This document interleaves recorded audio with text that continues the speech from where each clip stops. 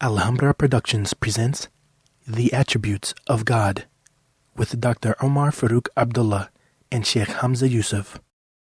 Bismillahir Rahmanir Rahim. The attributes of God in Islam. I'm sure by now most of you have flipped through the program and seen the topics that have been identified. I'll just run through the topics very quickly.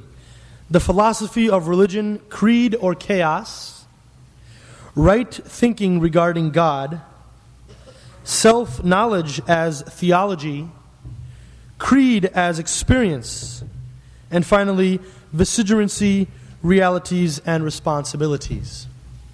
These topics were carefully selected, and the specific subtopics, themes, and information that will be presented have been carefully reviewed and aggregated by our scholars.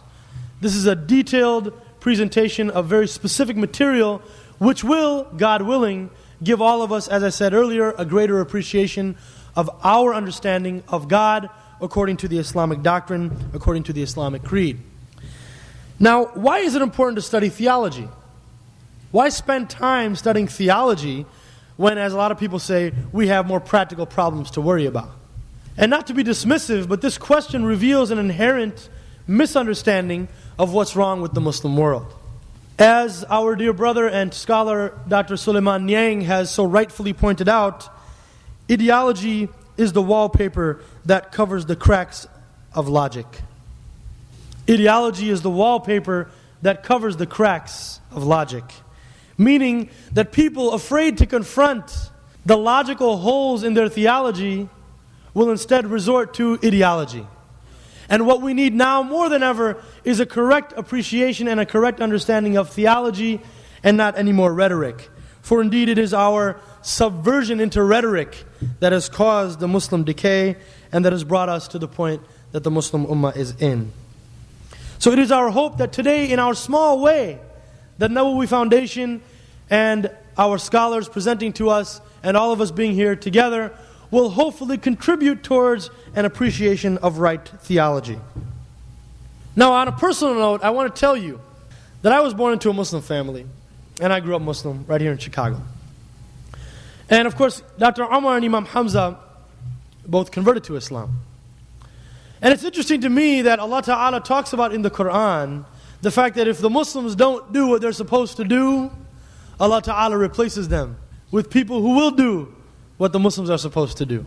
It's interesting to note that so many of our teachers, so many of our mashayikh, so many of our ulama to whom we turn for guidance are people that Allah Ta'ala brought into this deen. They weren't born into it. They didn't take it for granted as I did growing up. Now at the same time, let me tell you something. Growing up as a young Muslim in America with parents from the subcontinent, I always struggled with my religion as a young person. I'm sure a lot of people can relate to this sitting in this room right now. Why? Well, the main reason was because whenever I'd ask questions about religion, I never seemed to get a straight answer. I never seemed to get an answer which satisfied my intellectual curiosity. I would always get a slap on the head, don't ask any more questions, and go do namaz. And this was highly unsatisfactory and highly unsatisfying. And it wasn't until I actually came in contact with people like Dr. Omar and Imam Hamza that finally my questions began to get answered. Finally, I discovered that there is a rich intellectual tradition within Islam, and there are Muslim scholars alive in humanity today who have kept that tradition alive. And they have passed it on from generation to generation, and indeed it is a tremendous honor to sit at their feet and to benefit from them. So it is with this intention that we have invited our distinguished scholars here today, and inshallah it is with this intention that all of us should be here, which is an appreciation of the fact that they are keeping alive a rich tradition from within our religion. And that said, without further ado, I would like to invite Imam Hamza Yusuf, who without a doubt, I can unabashedly say, is probably one of the singular human beings who has altered the course of my life, and I could say dozens of my close friends and associates. I think it goes without saying that among the American Muslim intelligentsia, there are few intellectuals, few Muslim scholars who can rival the contributions that Imam Hamza has made. And I'm saying this in front of him not to embarrass him, but to put it in context. So inshallah, without further ado, I would ask Imam Hamza Yusuf, who all of you know is the director of the Zaytuna Institute based in California. He will inshallah say a few words about Dr. Omar, and then Dr. Omar will of course reintroduce him in a more detailed fashion, and then Imam Hamza will proceed with his first presentation. Imam Hamza Yusuf.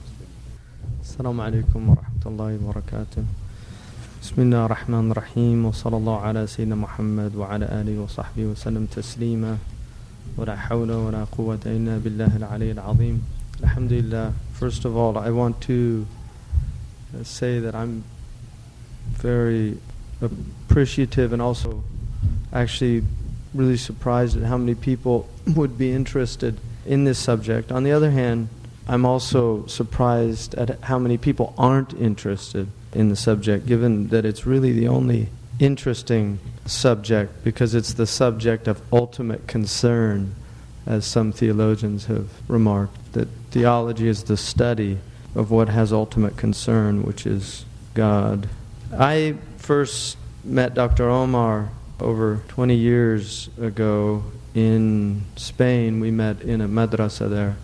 It was a very beautiful madrasa, and it was in the city of Granada, which was a city of great Islamic learning. And there's a famous book that was written called Al-Ihata fi Akhbari Granada, encompassing all the news about Granada.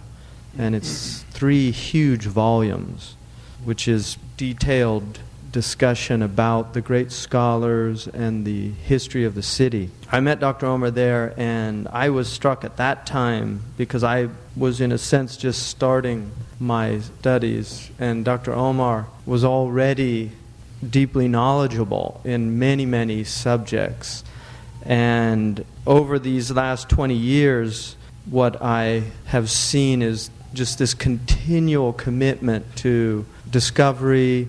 The Arabs, their word for discovery is also the word for ecstasy, because the most extraordinary and delightful experience human beings can have is to find out something new, to discover something. And the greatest discovery is the discovery of God. And that's why the essential attribute that our scholars gave God was the attribute of what can be discovered, or the existent one, the one that can actually be found, that is God's essential attribute. God is not only real, but God is something that we can find in our lives. That's what I've seen in my teacher, Dr. Omar, who is somebody who's been on this path of setting out to find God. My many fortunate trips to Saudi Arabia, I would always try to visit and spend very fruitful time, not nearly as much as I would have liked to, but all of those times that I was afforded that opportunity, I benefited greatly, and that's what's called the jalis. The Prophet ﷺ said that a sound companion is like the seller of musk, that if you sit with them, they'll either give you some, or you can buy some from them, or you can at least just get a beautiful smell, the fragrance of that company. I have a friend who I've been, for probably several years, been buying perfume from in Jeddah, and he always gives me more than I ever buy. And I'm always reminded, visiting him, of that hadith. So the Prophet ﷺ, his descriptions are the most apt, and that's why we're very fortunate to have this musk seller who gives more than he sells. Jazakumullah khairan. Bismillahir Rahmanir Rahim. Alhamdulillahi Rabbil Alameen. Wassalatu wassalamu ala Rasulillah wa ala alihi wa sahbihi ajma'een. Like Imam Hamza, I am impressed by this turnout. And I am personally honored by the fact that so many of you have honored us with your presence today. I know that Imam Hamza will be equal to the task. I pray that I can also be equal to it. This is the most noble of all subjects. As Imam Hamza said, this is the ultimate concern of all human beings. And especially in the time that we live, a time of great knowledge, unimaginable knowledge. That knowledge has to be grounded, just like electricity is grounded, and it has to be made meaningful. This was one of the supreme legacies of Islamic civilization, and it remains our task today. And the grounding of that knowledge is in the discovery of God, and of relating all of that knowledge to the supreme cosmological truth. I am strengthened by the presence of my ally and my teacher and my guide, who is Imam Hamza. As he mentioned, we met when I was already in my 30s and he was a very young man. He was 16 years old at that time. And I have never seen Imam Hamza as anything less than a superior, even at that time.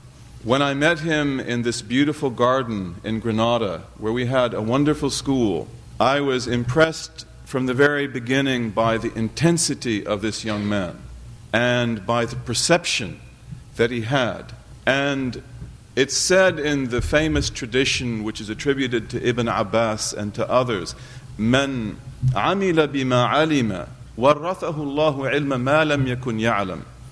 Whoever will put in practice what they know, God will give them as an inheritance knowledge of what they did not know.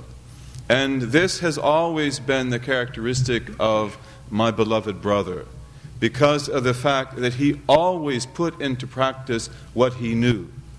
And as his knowledge increased, his practice changed. But you could always know what he was learning by where he was and what he was doing. And I know that whatever Imam Hamza believes, he will do that. He will apply it. And therefore his knowledge increases. From the time that I met Imam Hamza, I saw him as a vanguard. The vanguard, of course, are the troops that go before the army and that check out the territory and that open up the ground. Because this is what he always was for me. When he met me the first time, I had been given a task, which was to teach the Ajurumiyya and Arabic to that community in Spain that we had. And quite frankly, I didn't know what the Ajurumiyya was. I had studied Arabic in the Oriental fashion, but I'd never studied it in the traditional and never been able to, because of the fact that when I opened the book of Sibawayh, which was the place to end and not begin, it was so difficult I couldn't get beyond the first chapter. So he brought to me not only the text of the Ajurumiyya, but he brought to me also a beautiful English commentary of it, which remains one of the best that is available to this day. And he brought other books as well. And as God graced us through our lives that have always intertwined, the word marriage in Latin comes from a root meaning to take two trees or two vines and to have them grow up parallel to each other and then intertwine over each other to make an arch. That's the metaphor of marriage in the Latin tradition. And it pertains to human beings as well as to spouses. So our lives have always been intermarried like that. And Imam Hamza has always been the teacher to me. He's always in the vanguard. He's always brought me new materials. He's always pointed in new directions. And sometimes I've studied him from afar, sometimes close at hand. I know that most of you know him as well as I. And I know that although your turnout today is a great honor to us, especially because it's an honor of the knowledge that we hold dear, I also know that if it were not for the presence of this luminary, that the turnout would probably be much more modest. So thank you very much for coming. Thank you for honoring Sheikh Hamza. Thank you for honoring me. I pray to God that we can fulfill our task and that we can make this a beneficial session so that we not only enjoy each other's presence, but that we also learn.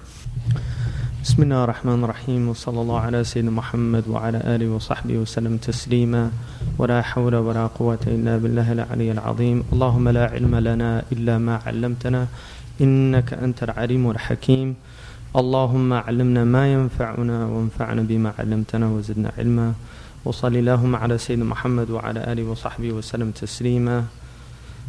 Alhamdulillah, The topic at hand of this gathering is the attributes of Allah subhanahu wa ta'ala. And what both Dr. Omar and I decided that we would do is begin with an introduction. And this came from, in my Western studies, I had the good fortune of studying with a Western theologian. I had 2 courses with him. One was the philosophy of religion, another was epistemology. Very brilliant man. And the one on philosophy looked at the phenomenon of religion and how frameworks relate to religion. In other words, how we attempt to understand religion within frameworks of thought. Because religion as a phenomenon, as a human phenomenon, and it is a global and universal phenomenon. As a phenomenon, it is more related to experience in its initial stages than it is to anything intellectual. It's not initially framed in intellectual frames of reference, but rather experiential. And the first generation in every religion is always the most extraordinary. If you look at any religious tradition, you will find that the first generation had something that none of the later generations have. This is consistent in all of the world religions. Now, what's also consistent and fascinating is that all of these religions have almost identical problems, but they're problems because of the nature of the particular tradition will manifest in different ways, but essence, they are very similar problems. And Islam is certainly not an anomaly in that. The problems that we as Muslims encountered early on in our tradition were encountered by other traditions before Islam. Islam has a unique vantage point in that it was the last of the great world religions. And for that reason, the Quranic text deals with previous traditions and some of their troubles. One of the things about the Jewish tradition is that the Jewish tradition does not have an understanding of the Islamic tradition within their early text. The Christian tradition has an understanding of the Jewish tradition, but not an understanding of the Islamic tradition. Whereas when you get to Islam, we have an understanding of these 2 Abrahamic faiths, and in that way are a completion of them and a clarification. And this is one of the beauties to me of Islam, is that when you become a Muslim, you are becoming a Jew and a Christian as well. That we, in a sense, embrace them even though both of them reject us. The Christians embrace the Jews, in essence, because they recognize the validity of Jewish tradition. But the Jews do not embrace the Christians. Whereas the Muslims embrace both. And the greatest proof of that is the fact that we are sanctioned to marry both Christian and Jewish women. I mean, I think this is a clear indication from God, is that not only is it a figurative embrace, but it can also be a literal embrace of those traditions. And it is prohibited for Muslims to prevent their wives from attending synagogue or church and completing their sacraments in their own faith. Islam does have that wonderful aspect that is absent in certainly the second other great Abrahamic tradition, which is Christianity. Judaism is a much smaller phenomenon. So what happens in religion is interesting, because what happens in religion is, in a sense, a manifestation of archetypes that are replicated in all of these different traditions. And that's why you will find, even within traditions, very similar expressions of the religious personality. That we have people in Islam that are very similar to people that are found in Christianity and in Judaism. In fact, they often will have more in common with their Christian counterparts than they have with other Muslims, or with their Jewish counterparts than they have with other Muslims, in their behavior and also in their understanding. And that is also very interesting. And one of the things that Ibn Taymiyyah rahimahullah said, was that when Muslims go astray, they go astray like the Jews go astray or like the Christians go astray. In other words, he was recognizing and articulating archetypal deviancy. That when you deviate as a deviation. It doesn't matter whether what tradition you're coming from. They are forms of deviancy. Now, the other aspect of trying to put religion into a frame of understanding is that it is a process. That when the phenomenon of religion enters into the world, either as a restorative event, which happened with the Jewish prophets who would come, like John the Baptist is within Judaic tradition, and we also recognize Jesus ﷺ as being in that tradition. But then you have radical breaks within religious tradition, and one of them obviously is Islam. Islam makes a radical departure from Judaism and Christianity in the same way that Christianity made a radical departure from Judaism. So you have a continuity, but then at certain periods in history you have these breaks. And those breaks need to be understood also. When they occur, if you asked, for instance, the Sahaba, radiyallahu anhum, if you asked them what was happening to them, they would not, I don't believe that they would explain it in the way that we would explain it now. In other words, the terms, the frames of references that they would use would not be ours. And that occurs because of a distance. When you are experiencing the world without mediary, in this immediate sense, that is very different from somebody who is looking at a phenomenon from outside of it because of that historical distance. And you will have different understandings based on the time and the place that you're coming from. So we as a people now will understand the Islamic tradition in ways that are different from people 100 years ago or 200 years ago. We cannot deny the historic reality of where we were born,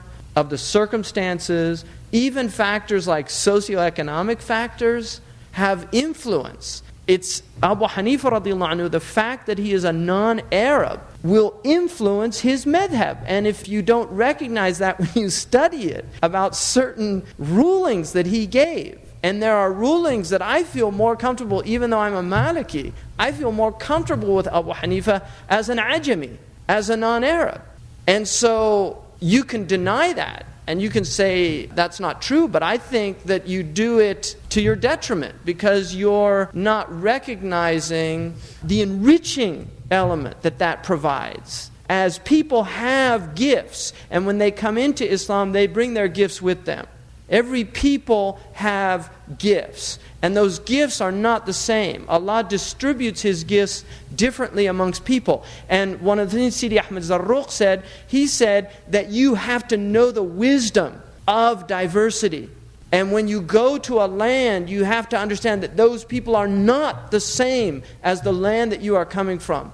That they have differences, that we have universals that we share. Every human being shares them. But we also have particulars. And if you lose sight of one without the other, and this is one of the big debates in Islam between the philosophers and the theologians, because the philosophers said God only knows the universals. The philosophers said God only knows the universals. The theologians said no, God knows the universals and the particulars. If you ignore the particulars, then you do so, it will have tragic consequences. And so each people that came into Islam brought with them gifts. The Persians in particular brought extraordinary gifts into Islam. The Hellenic tradition also gave extraordinary gifts, and that came through the Byzantine influence. You can see a clear difference between scholars that are writing in the pre-Hellenistic period and the scholars that are writing in the post-Hellenistic period. You can witness the way that knowledge becomes classified, the logical structuring of their thought. All of these things you can see was a direct influence on intellectual gifts that were introduced into the community. And so these are part of the enrichment and the process of understanding who we are, what we believe, and what our religion is. And that is why the argument that there's no knowledge except the Salaf period, this argument that We accept only this one period of time, and after that it's everybody goes astray. That argument is denying something so elemental to our human experience, and that is the increase of knowledge in our own lives, our own evolution, as we grow and come to know more.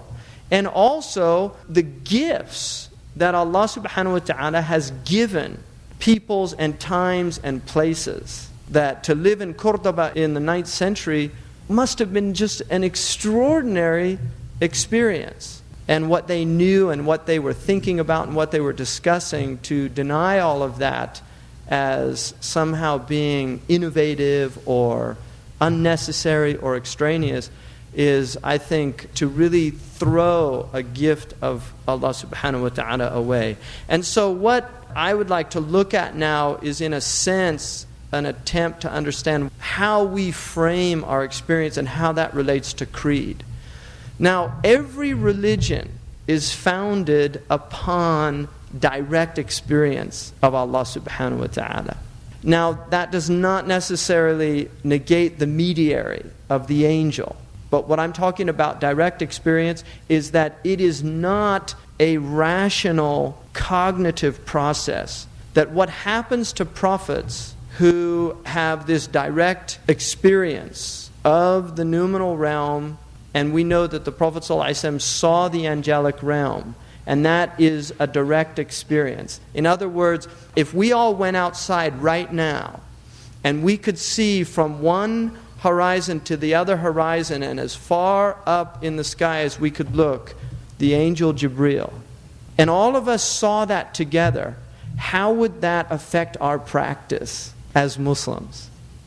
See, if I just told you that the Prophet ﷺ saw the entire horizon, the celestial sphere, fill up with an angelic being, and that was his experience.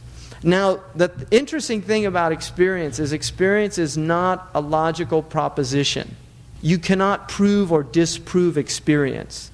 You can discuss it, you can interpret it, but you cannot say it's true or it's false. Experience is real for the one experiencing it. What then is the challenge is to determine whether or not that experience has an objective reality or a subjective reality. In other words, is that experience a true experience, or is it somehow something that's happening to this individual as a type of psychosis? Because we have people now that speak to God directly. They hear God. We have people living today that literally will tell you, and they're not lying. You can't say they're lying, because these people are in delusional states and they have auditory hallucinations, and sometimes also they actually see things.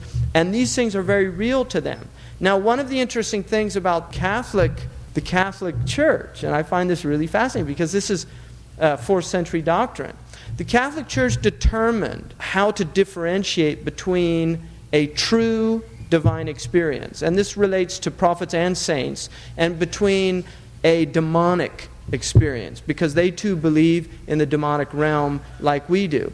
The way they differentiate is that a demonic experience is always accompanied with an expansion of the self. In other words, it's a very exciting and joyful experience, and it is followed with despair. And a true spiritual experience is exactly the opposite. The initial experience is incredible constriction and fear and dread, and it is followed with a sense of expansion and joy. This is in their doctrine. This is actually doctrinal in Catholic tradition. Now, if we look at the experience of the Prophet ﷺ, if we look at the experience of Moses, Musa, la takhaf. Moses, when he had this experience, was filled with fear. Ibrahim, also the Prophet Muhammad. This is consistent with what we see in the Quran, and also what the Christians and the Jews understand within their traditions, is that this religious experience is overwhelming, incapacitates the self. And I personally believe that the Prophet ﷺ went into a state of shock. Because if you look at the description of his initial experience as if a physician, and I worked in a trauma center and had to study that, just how to identify people in different stages of shock, that if a physician looks at the descriptions of what happened to him, he was in a state of shock. Now, one of the most interesting things to me about his state was because of the vastness of his soul. And Ibn Qayyim al-Jawziyah rahimahullah said that the soul of the Prophet is bigger than this cosmos. In Kitab al-Ruh, that he actually says that the Prophet ﷺ, the magnanimity of his soul, the vastness of his soul is beyond our comprehension. That one of the things that is so extraordinary about his presence of mind is, despite the fact that he was going through the physical and autonomic nervous system's experience of shock, his mind was completely present, which is absent in a normal human being. When they go into shock, they lose the ability to think. And the proof for me in that is what he said to his wife, Zammiluni, Zammiluni. Zammiluni means wrap me up. Now we know that patients who are given shock, that one of the first things you do is you wrap them up. You're actually told to wrap them, to cover them up, to create some containment, because part of shock is a loss of self. It's when the outward and the inward crash. There's just a massive crash that occurs, and so the experience of psychic integrity, of the soul being, the self being whole, is shattered because something has forced itself in on the soul. And so the Prophet ﷺ, whatever happened to him in that cave, and one of the extraordinary things about that was the actual squeeze that Jibreel gave to the Prophet. And there were 3 squeezes. And the Prophet ﷺ, what is reported is that he used kana yatahannath. He used to go and do this thing called tahannuth. And tahannuth in the Arabic language, if you look, almost always the commentators put next to it ta'abbud. But if you look at the word hinth is actually shirk. And tahannuth is to remove oneself. Tajannub is tafa'ul form in Arabic. One of the purposes of it in morphology is to avoid something. So tahajjud is to avoid sleep. Hujud is sleep. Takalluf, tahammul, that's actually from takalluf. But tajannub is to avoid nearness to somebody. The jamb. And tahannuth is to avoid shirk. The Prophet ﷺ, at the early stage of his life, he was going to the cave in order to remove himself from the exterior world of all of these forms and go into a place at night and do what he was doing. And it was a Hanific practice. It was a practice of those people, probably akin to what we would call today meditation, that he was in a contemplative state. His desire was the desire to empty out forms, because the soul has to be emptied of forms before it can have knowledge of the one who has no form, because forms will impinge on that understanding. And so what Jibreel, according to some of our scholars like Imam al-Halabi, says that the squeezing was actually squeezing any remnant out of his soul from the world, from his historical circumstances, because he was going to be filled with 3 vessels. He was going to be filled with Iman, Islam, and Ihsan.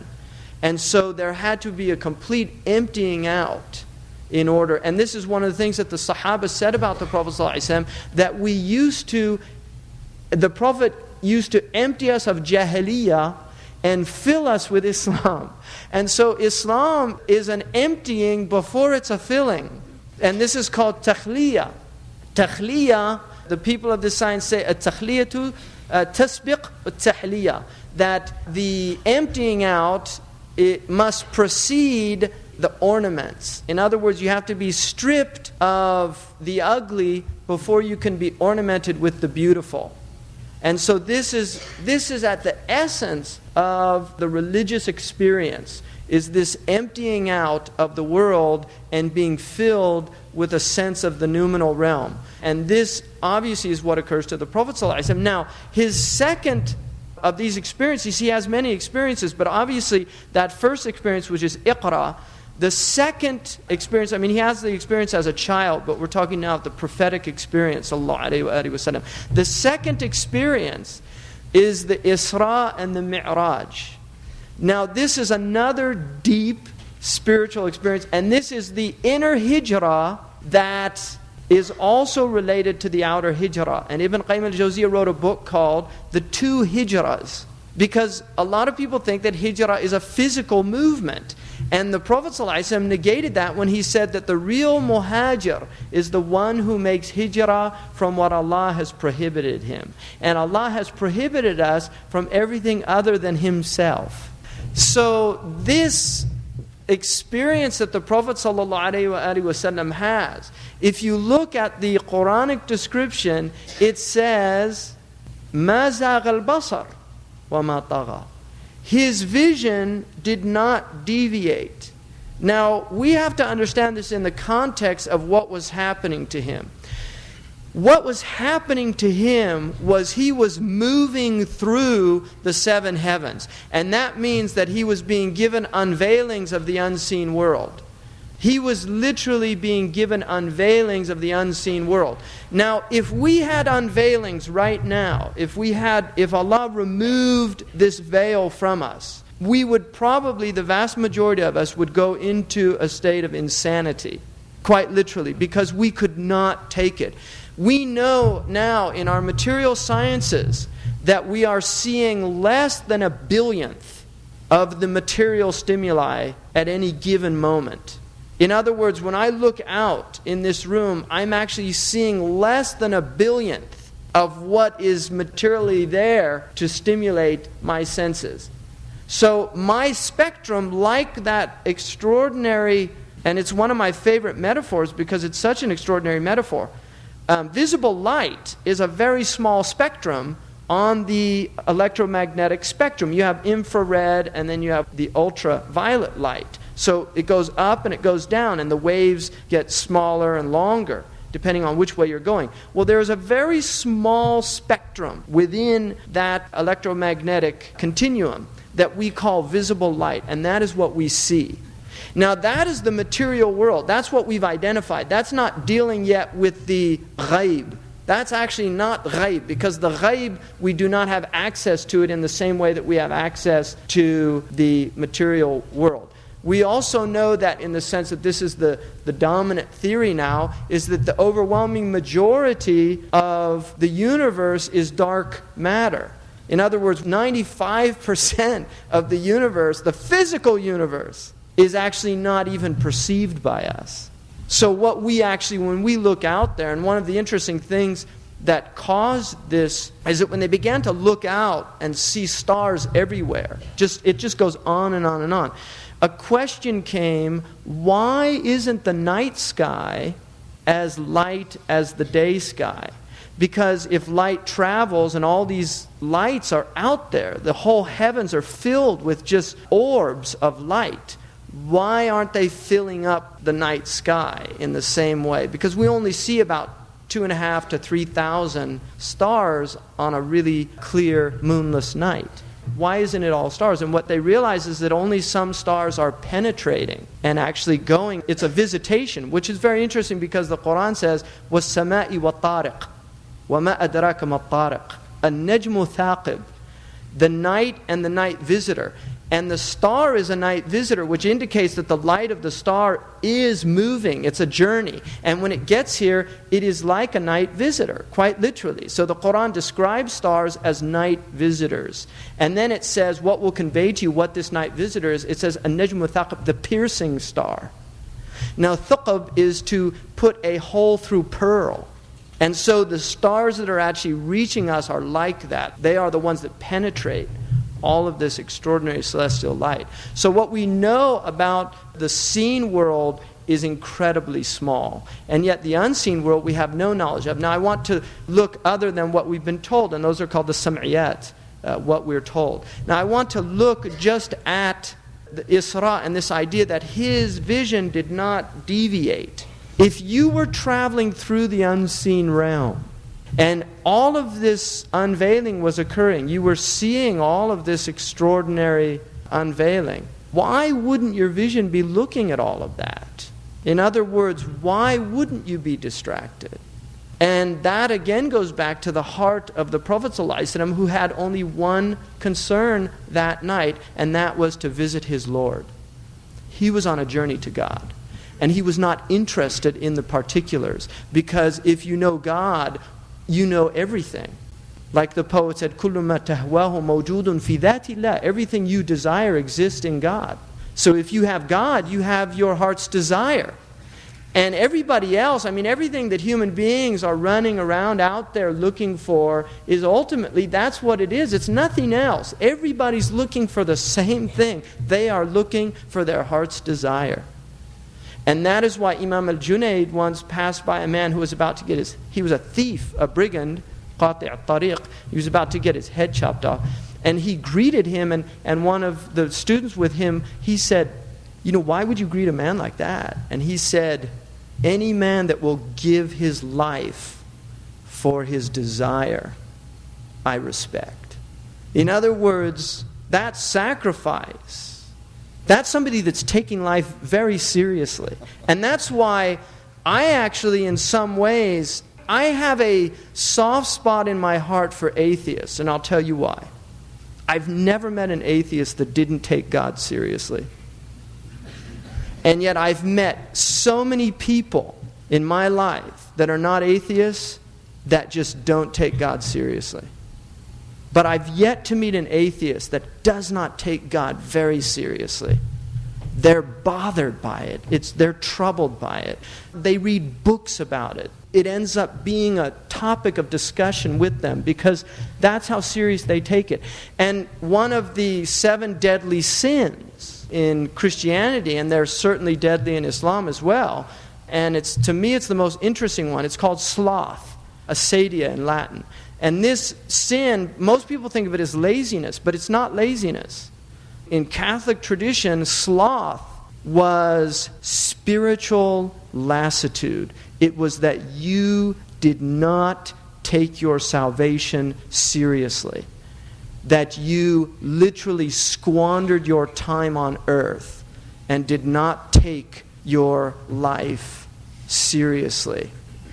And that is why the vast majority of us are in a slothful state.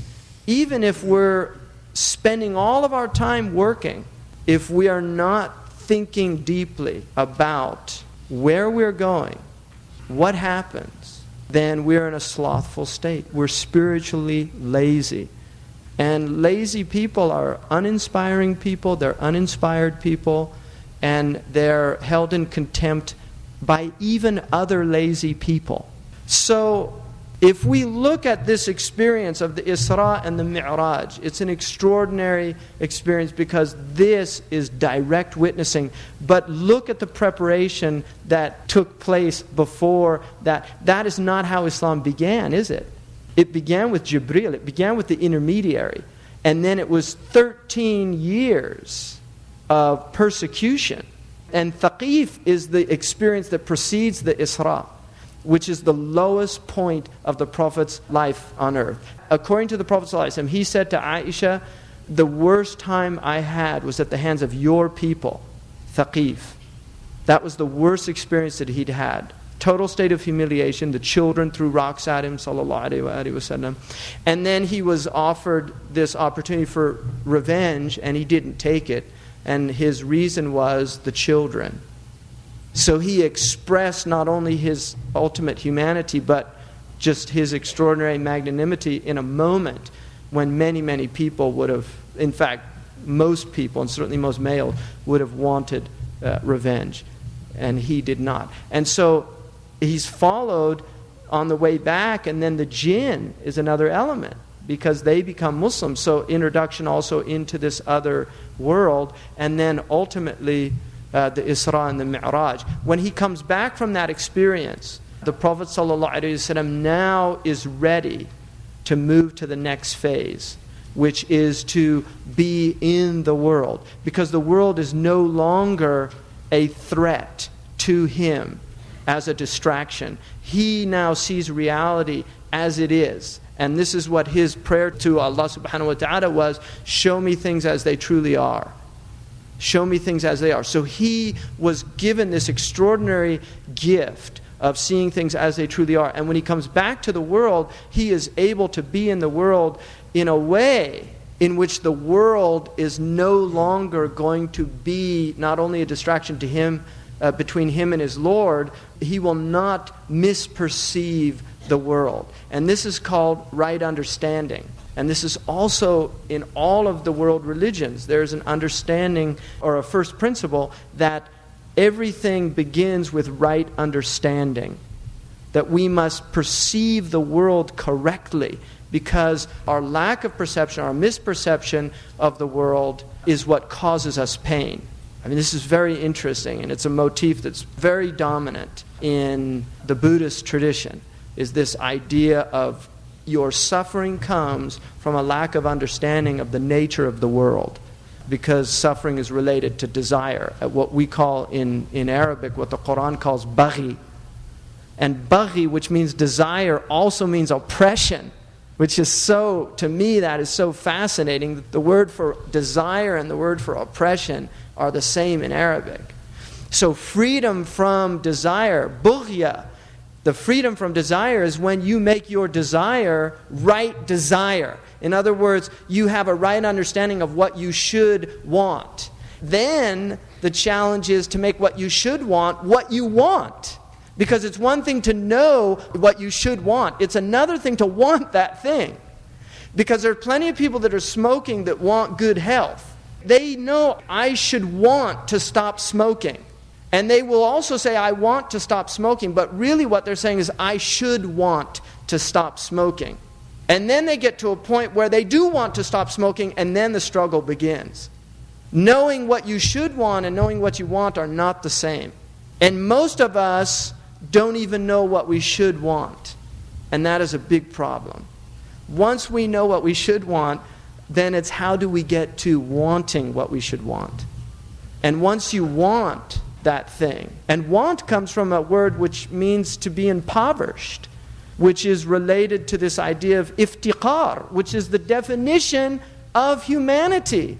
Creation in Arabic is al-muftaqiru ilallah. It is the one that wants, is in want of Allah subhanahu wa ta'ala. That is the definition of creation. The definition of the Creator is the one free of want. Al-mustaghni an al-kull. Free of want. Has no want. Has no need. And so this idea of knowing what we should want and then wanting that thing.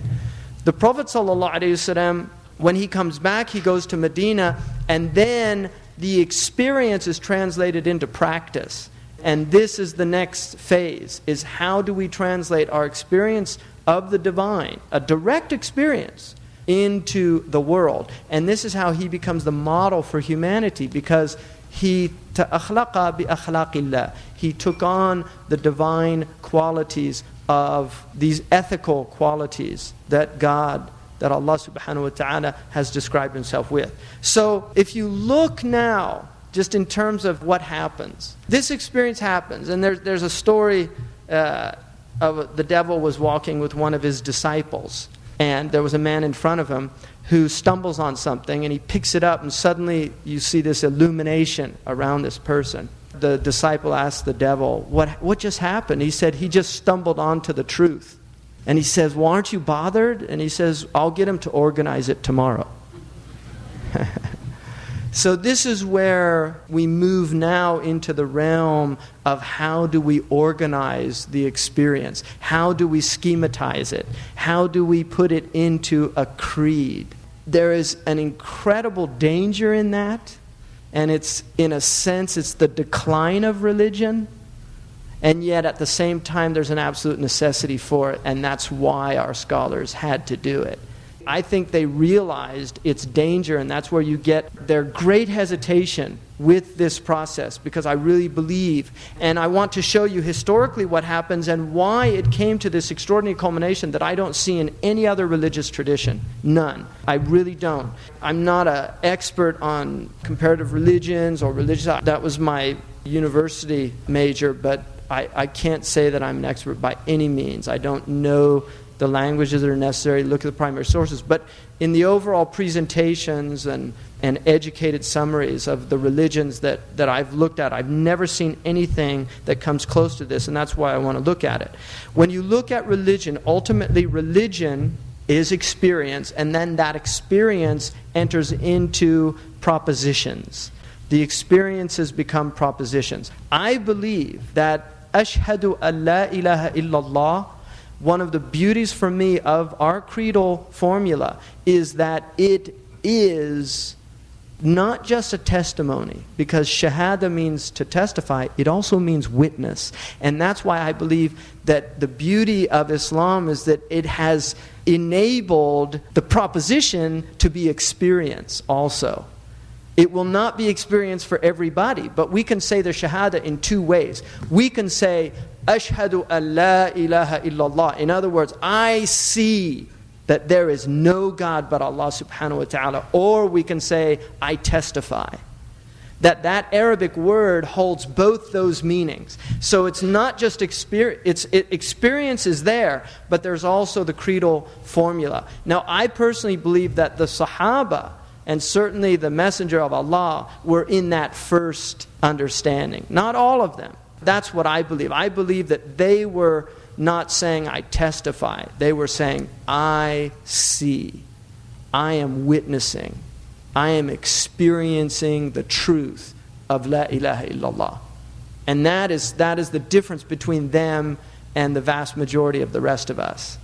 And that is why they're such an extraordinary community. And I think Abu Bakr is, after the Prophet ﷺ, the greatest witness. He has the greatest experience of that, and that's why he never falters. He never wavers. He never has any hesitation, because he was in a state of witnessing. And Haritha is probably another excellent example of that. كيف أصبحت يا حارثة أصبحت مؤمنا حقا. He said, how have you woken up? It's a Hasan hadith. How have you woken up? He said, I've woken up a true believer. In other words, something happened to him in which he went from a mu'min to a mu'min haqqan.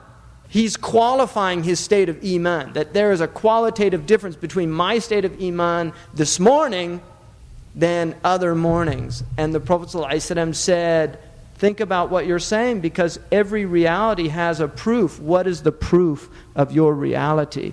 And then he gives the description, that I am experiencing Jannah as if it's right here, and I can hear people moaning from the agony of hell.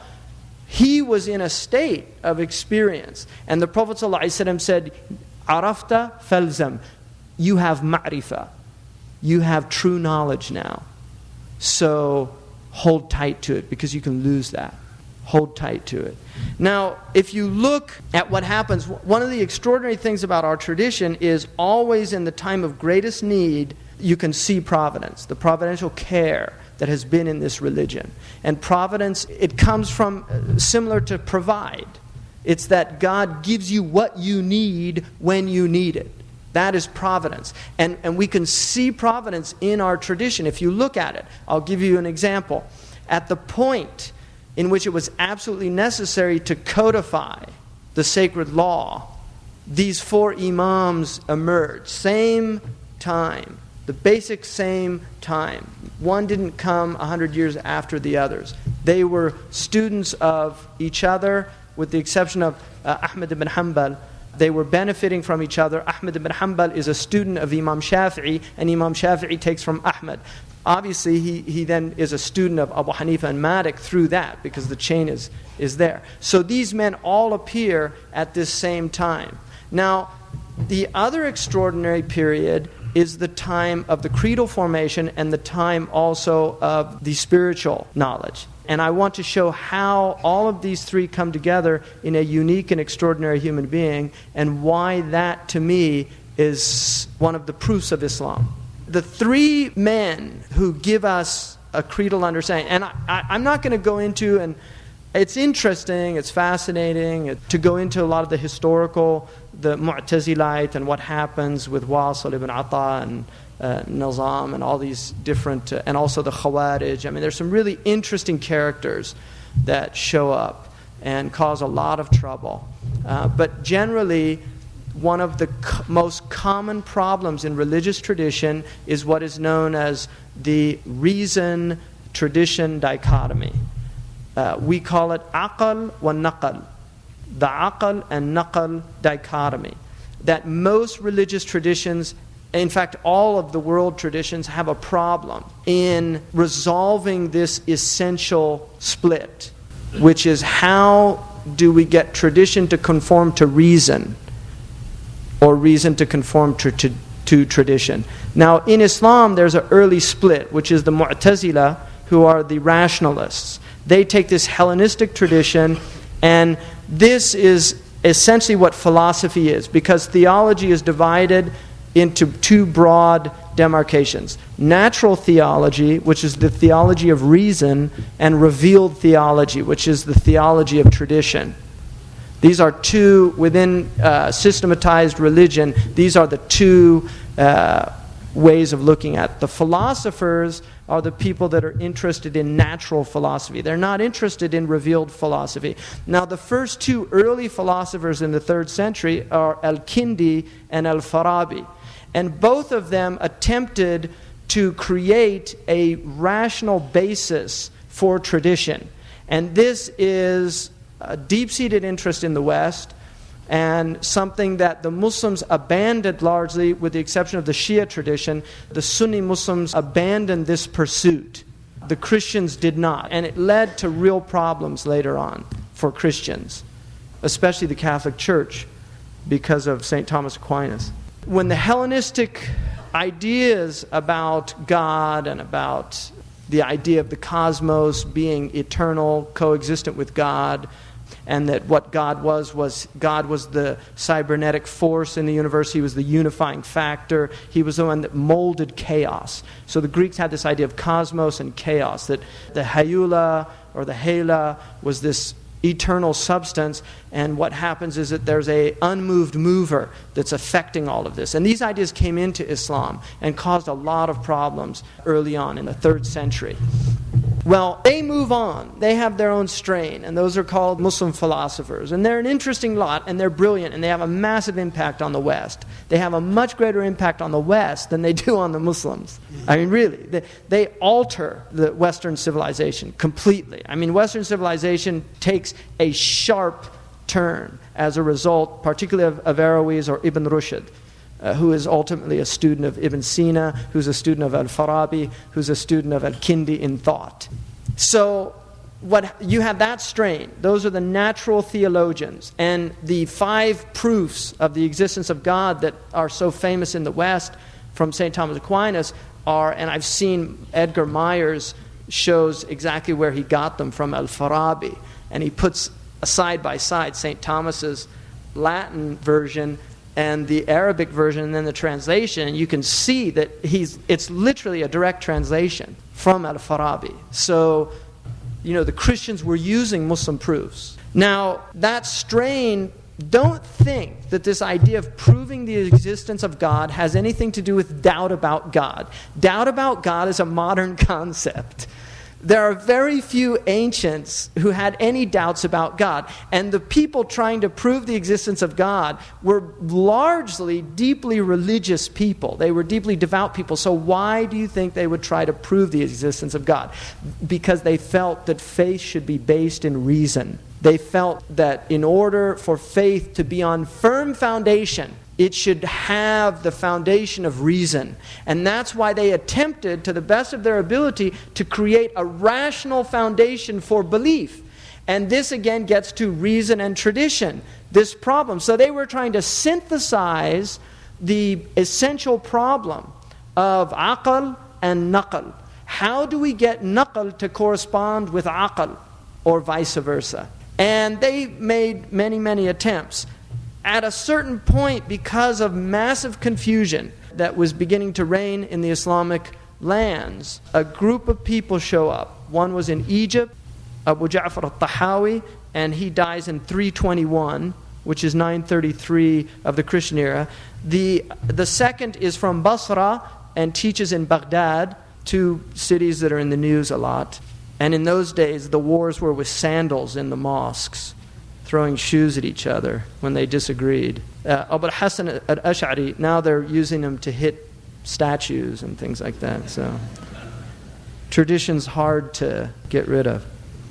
Abu al-Hasan al-Ash'ari, who dies in 324, and that's 935. And then Abu Mansur al-Maturidi, who is he's born in Maturid and dies in Samarkand, in what's called traditionally Khorasan, the land where the sun rises. Khorasan, sun is sun, Khora.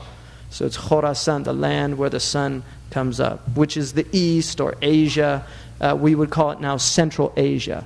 And he comes from that place. Now, what's interesting about Central Asia is he came from a place that was a center of Buddhist learning. And I find this deeply significant. I actually wrote a paper called How the Buddhists Saved Islam.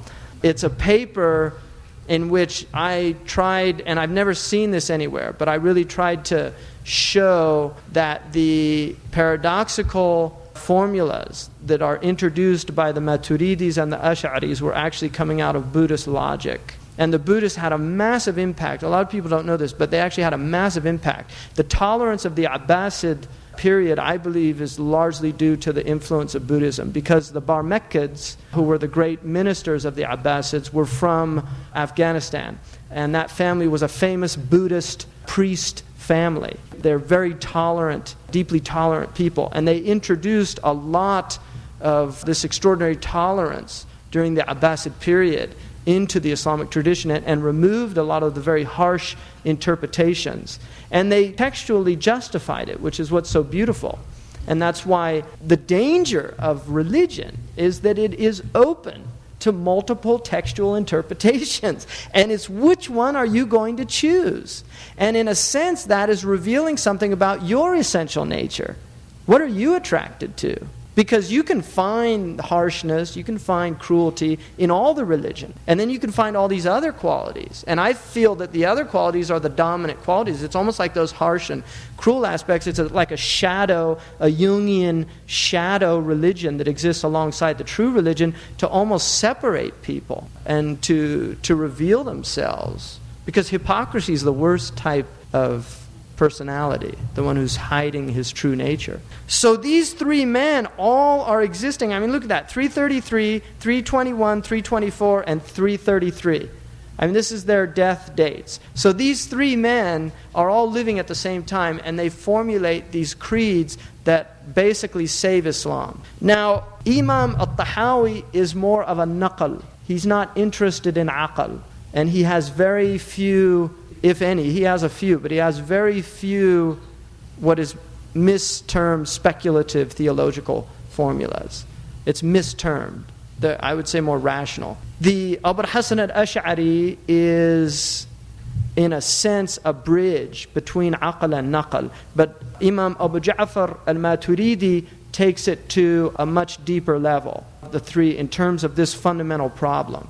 And what's interesting is the great creedal formula of the Muslims becomes the formula of Imam al-Nasafi, who was a Maturidi, with the commentary of Taftazani, who was an Ash'ari. And this is what was taught in our madrasas for centuries. I mean, these are the two great texts. One is a commentary by an Ash'ari, but the other is a creed by a Maturidi. And these three men represent what comes to be known as Ahle Sunnah wal Jamaah. They basically create creeds. They produce creeds. And credo in Latin means I believe. So a creed is what you believe. You say credo, I believe. And that's why in the beginnings of these creeds they always say aqulu mu'taqidan. I say believing. So the aqeedah is what you're bound to. It's what you have conviction about. You know, it's aqadtu. It's what you're knotted, it's what you've bound to, it's what you believe and have conviction about. And this becomes the Aqeedah. This is the word that's used in ours for the creed. So they call it the Aqeedah al-Nasafiyya, the Aqeedah al-Tahawiyya, the Aqeedah al-Ash'ariyya, like that. And then each one of these, Imam Abu Ja'far al-Tahawi and Imam al-Maturidi are the two Hanafis. And Imam al-Ash'ari, there's a debate. The Malikis claim him as a Maliki, and the Shafi'is claim him as a Shafi'i. So, and I think probably the stronger argument is that he was a Shafi'i, but his greatest student by one, there is a mediary between the two. His greatest student is Abu Bakr al-Baqallani, who was a Maliki scholar who develops what's known as the atomic theory in Islam, and it's probably the most sophisticated pre-modern theory. And there's a book called The History of the Atom, and there is a chapter on the Muslim atomic theory, and they do admit that. The scientist that wrote that book said that this is clearly the most sophisticated pre-modern atomic theory that we have. And he also says that he doesn't really understand how they got it, the Muslims. And so they were thinking very deeply about that. Now, I believe also there's a connection between the Buddhist atomic theory and Abu Bakr al-Baqallani's theory, because there's a lot of similarities. And that is obviously deep speculation, and there's Muslims that did not like that at all. And that tended to be, within the Hanbali tradition, you have a fourth strain. From these three men, you have a fourth strain, which is the Hanbali strain. The Hanbalis tended to be, although Abu Hasan al-Ash'ari would use Imam Ahmad as his foundation, in a sense, because Imam Ahmad was considered the Imam of Ahle Sunnah wal Jamaah. It's his laqab, because he had such an important role to play in protecting Islam from the Mu'tazilites. He was honored with that. And so, in that sense, now Imam of the four Imams, the three Imams, Abu Hanifa, Malik, and Shafi'i, have more room for aql, and the most is Abu Hanifa radiallahu anhu. He is the most rational. He is a legal philosopher in a way. Imam Shafi'i is also, but Abu Hanifa will use aql more than any of the other Imams. Ahmad ibn Hanbal is the least inclined to do that. He will prefer a weak hadith over analogical reasoning, and that is in his madhab, which gives total lie to this idiotic idea that weak hadiths have no place in Islam. If Ahmad ibn Hanbal uses weak hadiths before he uses qiyas in his usul, I think that exposes the ignorance of people who claim that weak hadiths are worthless. On the contrary, they've been used for centuries by our greatest scholars.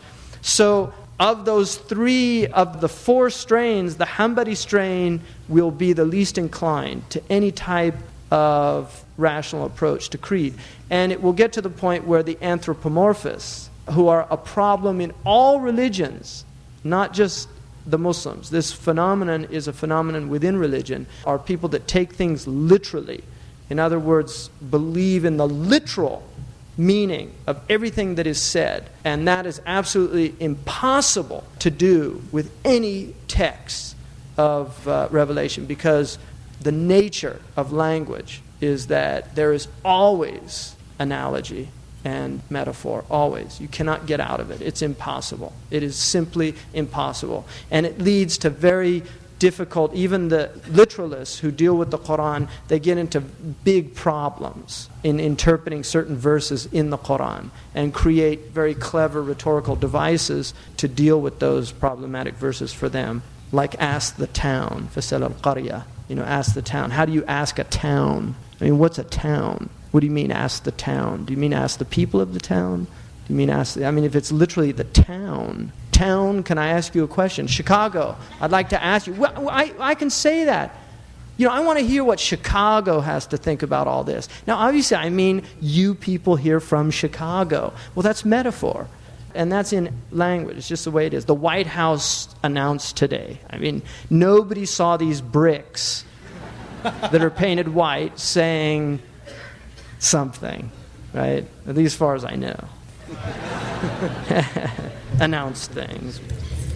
So this aql and naql is what Abu Mansur al-Maturidi is trying to bring together, this understanding. Now, the third formulation is amongst the people who deal with ihsan, or the spiritual science of Islam. So the providential care that we see in this community is during the period we see Al-Harith al-Muhasibi, who's 243, Imam al-Junayd, who is probably the great formulator of the tradition, in 297, and then Ash-Shibli, his student, 334, Abu Talib al-Makki, 386, and then I would add Rabi' al-Adawiyya to that, because she introduced the idea. She really is credited with the introduction of the idea of love of God being higher than fear of God. And it's a very important introduction into the Islamic tradition. The Bakka'un, who were these men that literally became so enveloped with fear of God that they stopped eating, they'd cry all the time. They were basically dysfunctional from this immense fear. And she introduces this idea that love is such a higher concept when dealing with the divine. And that becomes very strong within that tradition. Now, that Islam, the four Imams, Iman, these four traditions, and then ihsan, these four imams, and adding Rabi'a as the fifth in that science. They basically formulate Iman, Islam, and ihsan. It becomes a religion in the sense that we can study it in an organized, schematized way. That was not true in the first community.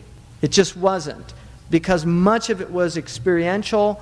And you could ask the Sahaba, they knew all these things. They had immense knowledge of all three subjects, but they did not have Bab al-Wudu, or Bab al-Tahara, or Bab al-Nikah, and dividing Nikah into different types, and having different types, Salih and Fasid, or the 5 formulations. So here you have the philosophers that are pure rationalists.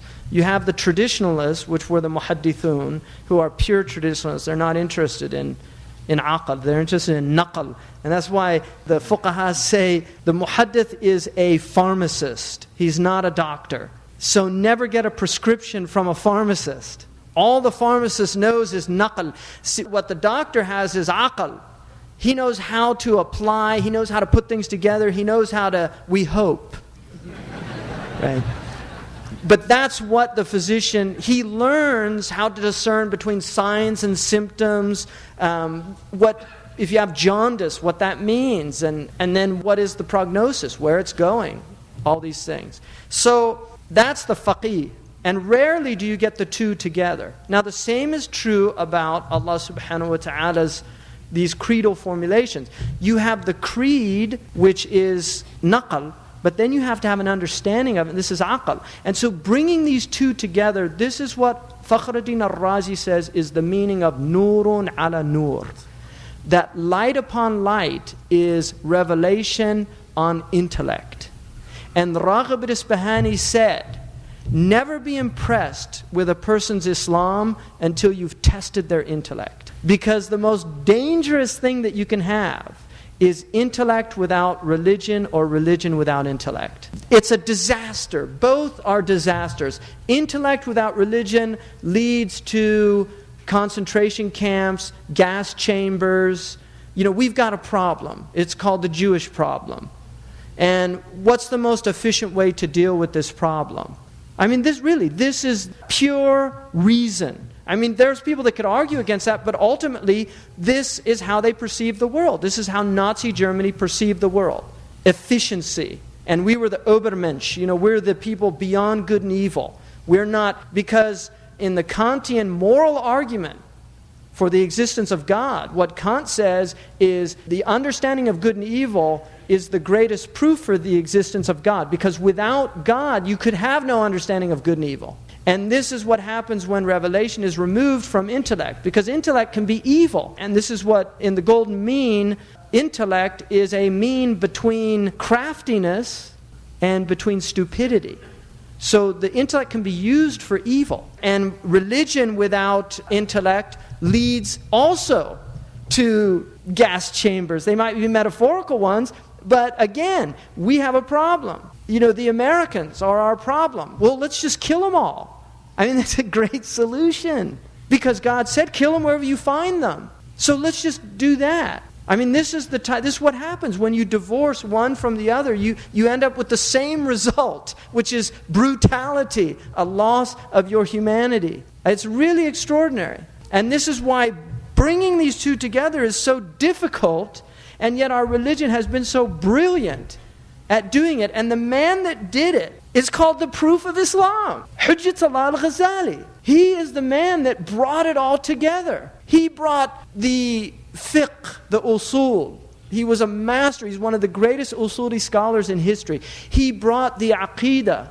He brought the philosophical tradition, and he brought the spiritual tradition, and he synthesized it into this extraordinary exposition of Islam where he said, don't fight each other.